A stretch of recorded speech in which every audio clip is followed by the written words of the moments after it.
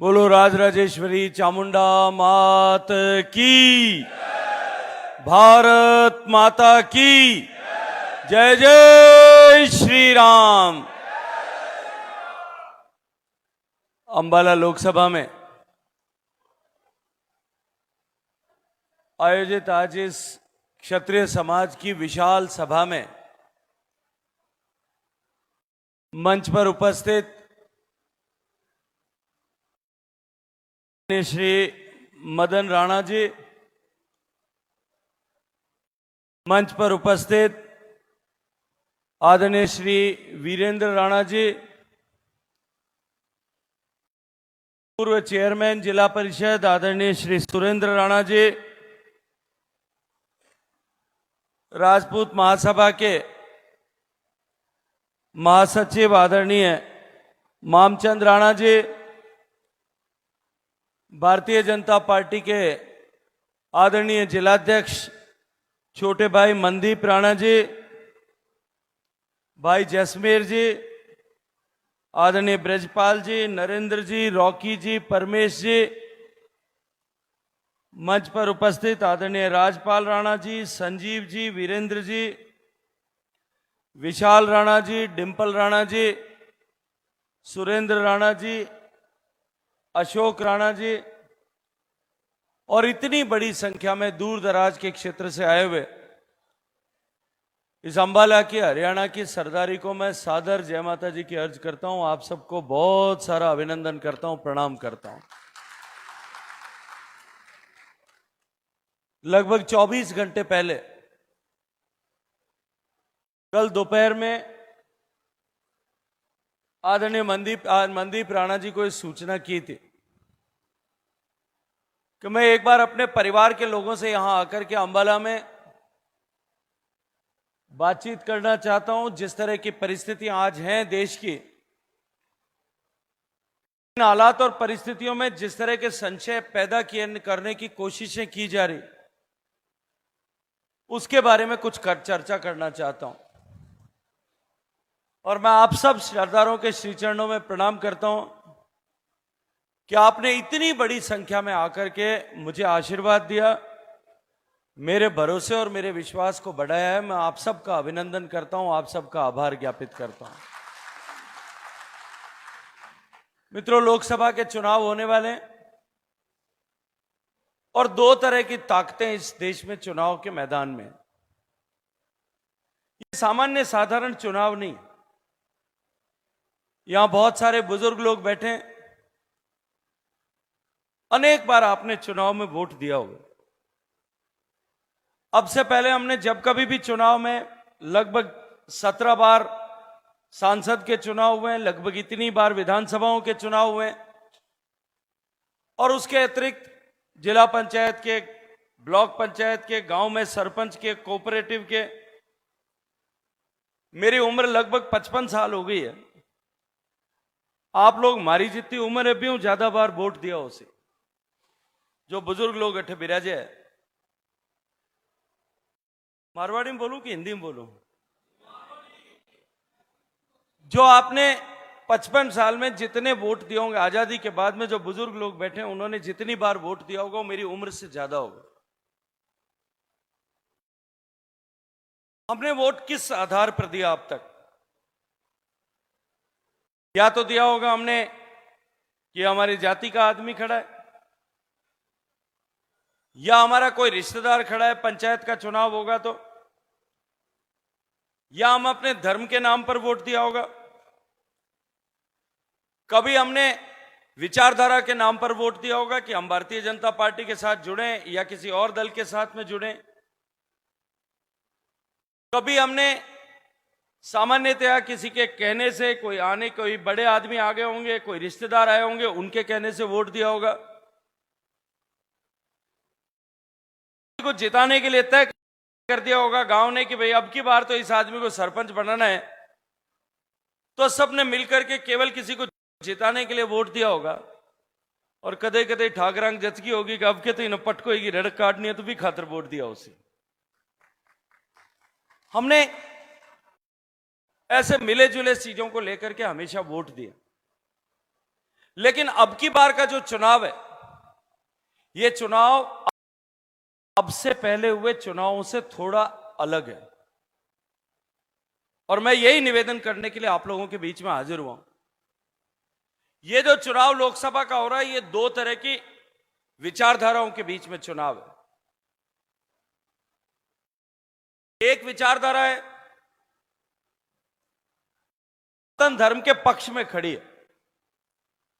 सनातन संस्कृति के जितने भी मानबिंदु हैं, गाय, गंगा, गौरी, गायत्री, गीता, देश का आयुर्वेद, देश का योग, संस्कृत, जो हमारी सनातन संस्कृति के मानबिंदु हैं, जिनके चलते हुए सनातन संस्कृति की पहचान इतने वर्षों से है। और यह जो है दूसरी तरफ जो सामने विचारधारा खड़ी है, इस सनातन को समाप्त करने का लक्ष्य रखने वाले, विचार रखने वाले लोगों का एक समूह और संगठन है। यह सनातन संस्कृति, भारत में एक कवि इकबाल ने लिखा,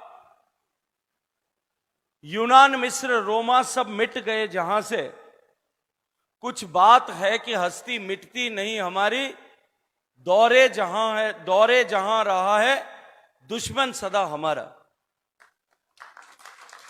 इस सनातन संस्कृति को मिटाने के लिए अनेक प्रयास हुए। भारत की इस सनातन संस्कृति के बाद में अनेक संस्कृतियां इस पूरी दुनिया में आविर्भूत हुई। यूनान की संस्कृति, रोम की संस्कृति,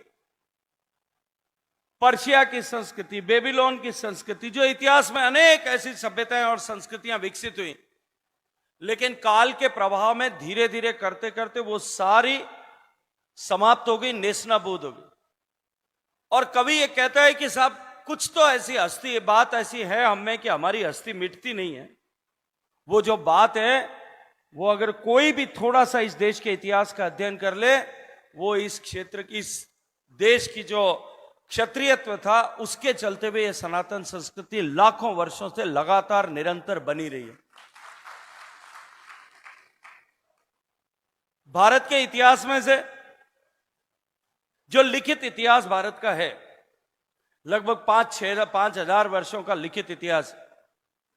इस लिखित इतिहास में से यदि क्षत्रियों के इतिहास के पन्नों को बाहर निकाल दिया जाए, तो मन लगे कि हिस्ट्री का टाबरन पढ़ने वास्ते थोड़ा ही पन्ना बच जाओ, बाकी बचे ही को नहीं, थोड़ा ही पन्ना देना। हमारे पूर्वजों ने इस सनातन संस्कृति के मानबिंदुओं को, इसके सम्मान को बचाए रखने के लिए, ये निरंतर प्रवाहमान बनी रहे, इसको लेकर के अपनी पीढ़ियां कुर्बान की है, अपनी पीढ़ियों को उसमें झोंक दिया।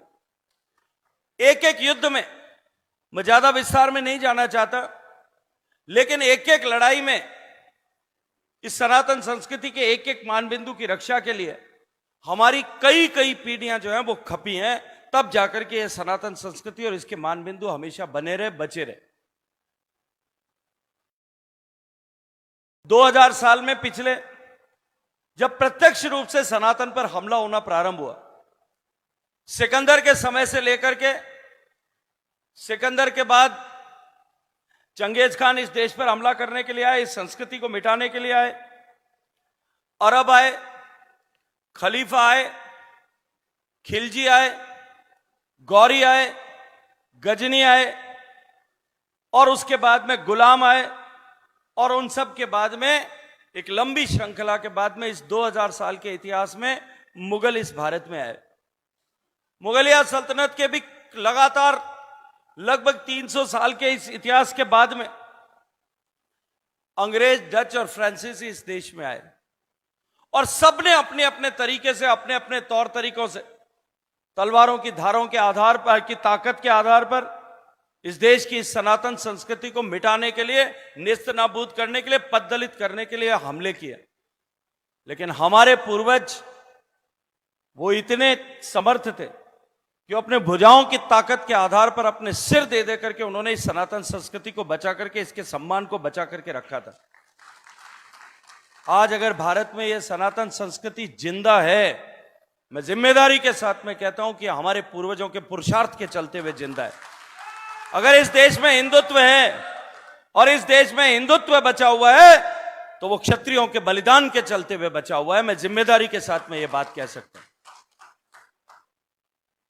मध्यकालीन भारत का इतिहास, औरंगजेब ने जब भारत को हिंदू विहीन कर दूंगा ये संकल्प लेकर के जब प्रयाण किया था और उसने देश में जबरन धर्मांतरण का प्रयास किया, कोशिश की, तब मारवाड़ में वीर दुर्गादास राठौड़ ने जिस तरह से कूटनीतिक तरीके से काम किया, एक साधारण राजपूत के घर में पैदा हुआ हुआ व्यक्ति, एक साधारण सिपाही के घर में पैदा हुआ हुआ व्यक्ति अपने सामर्थ्य, अपने बुद्धि कौशल और अपने वीरता के आधार पर उसने इस देश में हिंदुत्व को बचाने के लिए काम किया। मैं जिम्मेदारी के साथ में ये बात कह सकता हूं और इस बात को किसी भी इतिहासकारों के बीच में उस डिबेट में इसको सिद्ध भी कर सकता हूं।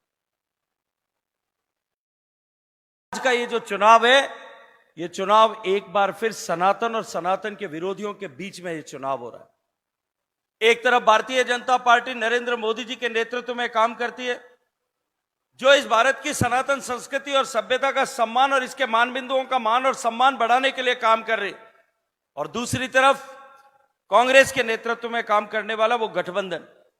अब कांग्रेस के नेताओं के बयान आपने सुने होंगे। कांग्रेस के राष्ट्रीय अध्यक्ष खड़गे साहब ने चुनाव के बीच में ये बात कही कि अगर मोदी जीता तो सनातन जीत जाएगा, सनातन की ताकत बढ़ जाएगी। कांग्रेस के बड़े नेता, इस देश के गृह मंत्री रहे, विदेश मंत्री रहे, वित्त मंत्री रहे, पी चिदम्बरम, उनके पुत्र ने यह बयान दिया, जो सांसद हैं, कि सनातन संस्कृति जहर के समान है, इसको तुरंत इस देश से समाप्त होना चाहिए। उन्हीं के गठबंधन के एक हिस्से, जो तमिलनाडु में सरकार है डीएमके की, सरकार के मुख्यमंत्री का बेटा और जो सरकार में खुद मंत्री है, उस मंत्री ने एक कार्यक्रम में, जिस कार्यक्रम का अनायास कहीं स्टेटमेंट नहीं दिया, जिस कार्यक्रम का शीर्षक यह था, जिस कॉन्फ्रेंस का जिस उद्देश्य के साथ आयोजित किया गया था, abrogation of Sanatan from India, Bharat से सनातन को किस तरह से समाप्त किया जा सकता है, इस शीर्षक वाले संगोष्ठी में उसने भाषण देते हुए यह कहा कि यह सनातन कोरोना के जैसा है, यह सनातन कैंसर के जैसा है, यह सनातन धर्म डेंगू के जैसा है, और इन बीमारियों को जिस तरह से समाप्त होना चाहिए उस तरह से शीघ्रता से इस सनातन संस्कृति को समाप्त होना चाहिए। मैं आज इस मंच पर खड़े होकर के क्षत्रिय परिवार के बीच में एक बात कहना चाहता हूं, जिस संस्कृति को बचाने के लिए 2000 साल तक हमारे पूर्वजों ने कुर्बानी दी, उस संस्कृति को मिटाने के लिए जो लोग कल्पना लेकर के सामने खड़े, क्या हमारा खून इतना पतला हो गया है कि हम अपने व्यक्तिगत छोटे छोटे विषयों को लेकर के या फैलाई गई किसी एक भ्रांति को लेकर के आज हम सनातन संस्कृति को मिटाने की कल्पना करने वालों के साथ खड़े होने की जो है कल्पना भी कर सकते, ऐसा विचार रखने वालों के साथ में खड़े हो सकते। मैं जिम्मेदारी के साथ में आपको एक बात कहना चाहता हूं कि आज जिस तरह की परिस्थितियां बनी है, इतिहास में ऐसा पहली बार नहीं हुआ है। वो याद करिए, महाराणा सांगा का युद्ध आप ही के पड़ोस में हुआ था।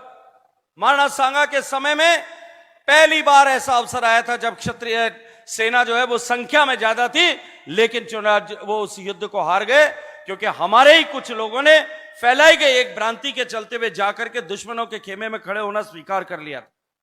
ऐसे अनेक उदाहरण मैं आपको दे सकता हूं इतिहास के, लेकिन समय की सीमितता, आप लोग दूर दूर क्षेत्र से आए हुए हैं, आप लोगों को वापस अपने गांव ढाणी तक पहुंचना होगा। मैं उस विस्तार में नहीं जाना चाहता। कभी मनदीप राणा जी और कोई इतिहास का कार्यक्रम रखिएगा, मैं इन सारे विषयों पर विस्तार से आपके सामने चर्चा कर सकता हूं। ऐसे अनेक अवसर जाए जब हम उस निर्णायक युद्ध में सामने खड़े खड़े देखते रहे, या हम में से कुछ लोग जो है दूसरे खेमे में जाकर के खड़े हो गए। हमने सामूहिकता के साथ में काम नहीं किया, वरना उस समय के इतिहास देश का बदल गया होता। अगर राणा सांगा के उस युद्ध में उनके बहनोई अगर सामने 30,000 घुड़सवार लेकर के सामने के पक्ष के साथ न मिल गए होते, एक छोटी सी भ्रांति को लेकर के न मिल गए होते, तो भारत का इतिहास शायद आज दूसरा होता, यह इतिहास बदल गया होता। ऐसे उदाहरणों के ऊपर विचार करते हुए आज हमको इस समय में इस बात की कल्पना करने की आवश्यकता है, इस पर चिंतन और मनन करने की आवश्यकता है कि इस महत्वपूर्ण समय में जब इस तरह की दो ताकतें आमने सामने खड़ी हैं, तब हमारे समाज को किस पक्ष के साथ में खड़े रहने की आवश्यकता है। और वैसे भी इस भारत को विश्व की ताकत बने, भारत विश्व का सबसे संपन्न शक्तिशाली देश बने, हमारे पूर्वजों ने इसके लिए प्रयास किए, प्रयत्न किए, कुर्बानियां दी। और आज अब जब उस मुकाम पर आकर के पहुंचे कि भारत विकसित भी हो सकता है और भारत विकसित होकर के पूरी दुनिया का मार्गदर्शन कर सकता है, पूरी दुनिया का नेतृत्वकर्ता बन सकता है, उस महत्वपूर्ण समय में हम सब की यह जिम्मेदारी है कि हम पूरी ताकत क्षमता के साथ में इस देश को बदलने की तख्ता की मंशा के साथ में काम करने, लक्ष्य के साथ में काम करने वाले दल के साथ में खड़े रहें। क्योंकि ये चुनाव इतना महत्वपूर्ण चुनाव है। आदरणीय राणा साहब अभी जब बात करते हुए कह रहे थे कि भारतीय जनता पार्टी ने हमें सम्मान दिया, मैं मानता हूं ये बहुत छोटे विषय हैं और इन छोटे विषयों से ऊपर उठ करके हमें सोचने की आवश्यकता है।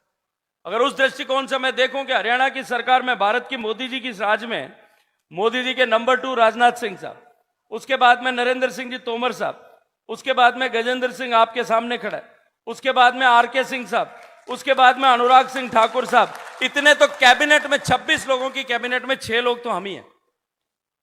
उसके बाद में भी समाज में अनेक तरह की भ्रांतियां फैलाने की कोशिश की जाती है और उससे नीचे की सूची देखेंगे तो जनरल वीके सिंह साहब से लेकर के बहुत लंबी श्रृंखला उसके बाद में भी होगी। लेकिन ये सब चीजें अभी आज की परिस्थिति में ये सारी की सारी चीजें गौण है।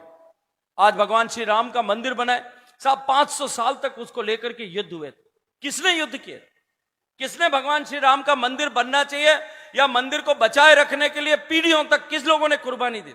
आपके और मेरे पूर्वजों ने माथे दे दे करके उस मंदिर को बचाए रखने के लिए काम किया था। मैं 90 और 92 में दोनों की कार सेवा में सौभाग्य से जाने का अवसर मुझे मिला था। 90 की कार सेवा में जब मैं गया, मैं स्कूल कॉलेज में पढ़ता था, उस समय कैमरे नहीं हुआ करते, वो रील वाले कैमरे होते थे जिसमें एक रील डालनी पड़ती थी, 24 फोटो आते थे उसमें। मेरे पास तो नहीं था, लेकिन मेरे एक साथी, मेरे एक मित्र के पास में वो कैमरा था। मैंने उससे एक शिलालेख उसके ऊपर लगा हुआ एक पत्थर पर देखा। मैंने उसको कहा कि आग्रह करके कहा कि इसकी एक फोटो खींच दो। उन्होंने कहा भाई साहब क्यों फोटो खराब करो, एक किसी आपके खड़े हो जाओ, आपकी इसके पास में खड़े होकर फोटो खींच देता हूं, कम से कम फोटो का कुछ तो वसूल होगा, इस पत्थर की फोटो क्यों खींच रहे हो?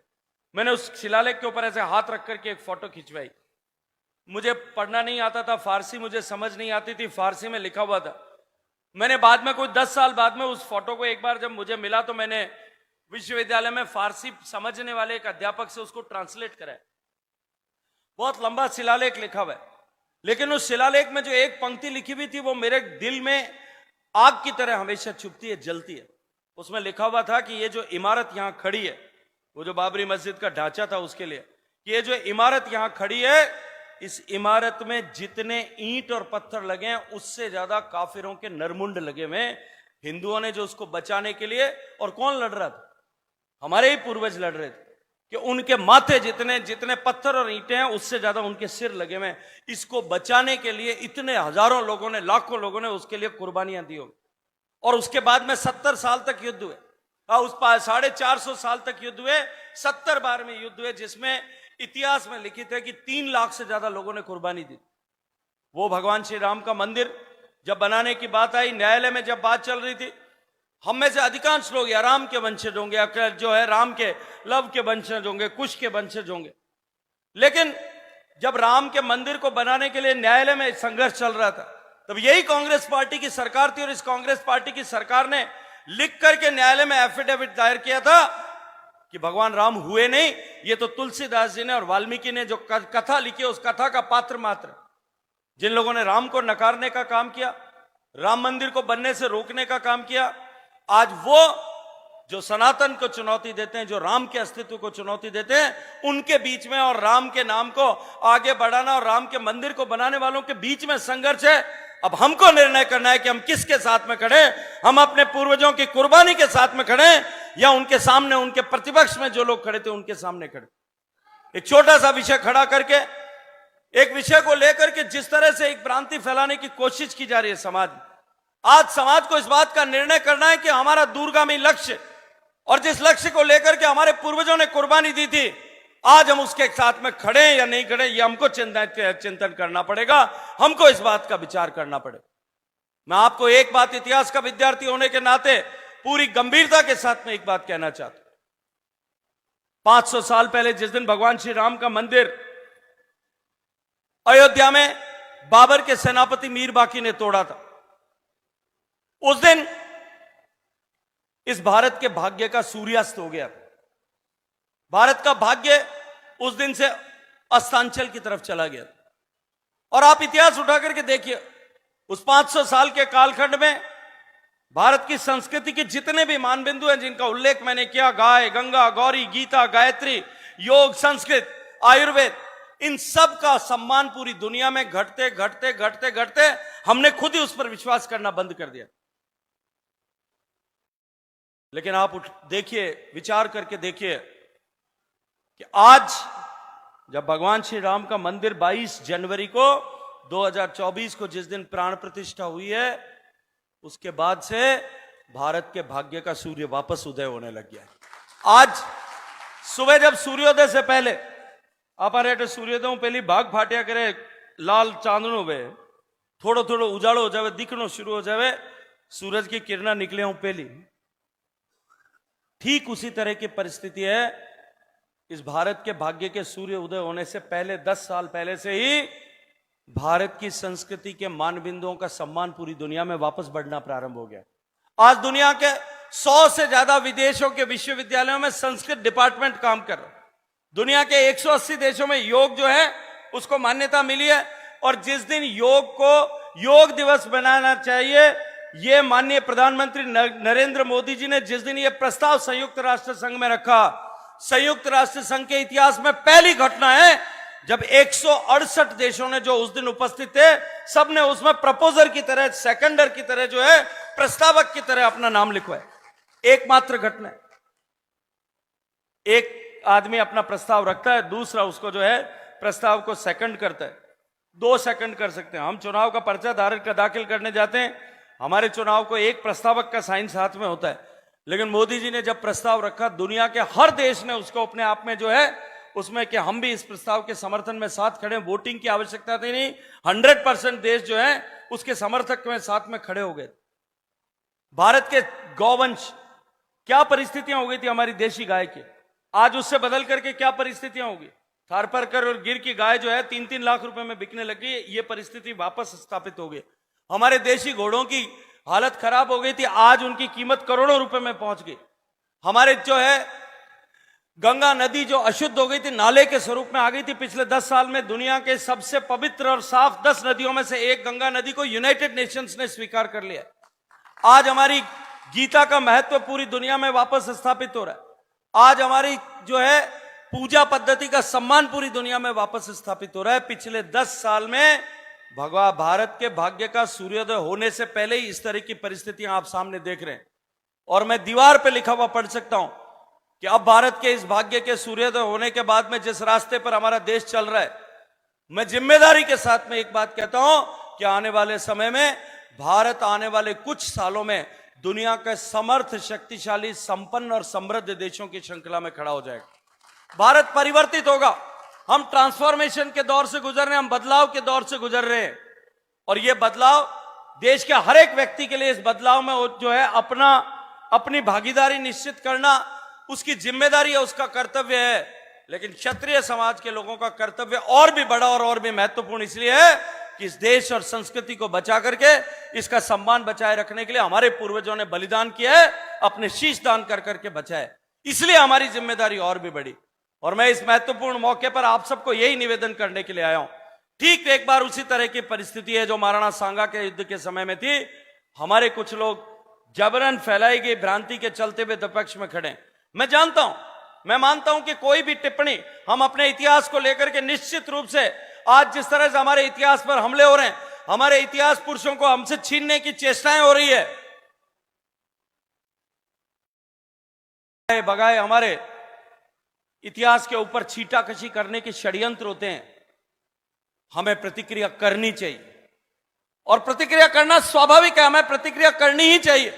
कोई भी व्यक्ति यदि किसी इस तरह का हमारे इतिहास को लेकर के, हमारे इतिहास पुरुषों को लेकर के, हमारे सम्मान, इतिहास के सम्मान को लेकर के, हमारी नारी शक्ति को लेकर के कोई टिप्पणी करे, हमारी टिप्पणी का प्रतिकार करना, उसके विरोध में बात करना, हमारी बात कहना निश्चित रूप से स्वाभाविक है। क्योंकि हमारे लोगों ने बलिदान किए, हमारी माताओं बहनों ने जौहर किए, अपने बेटे, अपने भाई, अपने सुहाग को इस देश और समाज और इस धरती की रक्षा के लिए कुर्बान किया है। इसलिए उनके विरुद्ध कही गई बात निश्चित रूप से हमारे दिल को कचोटती होगी।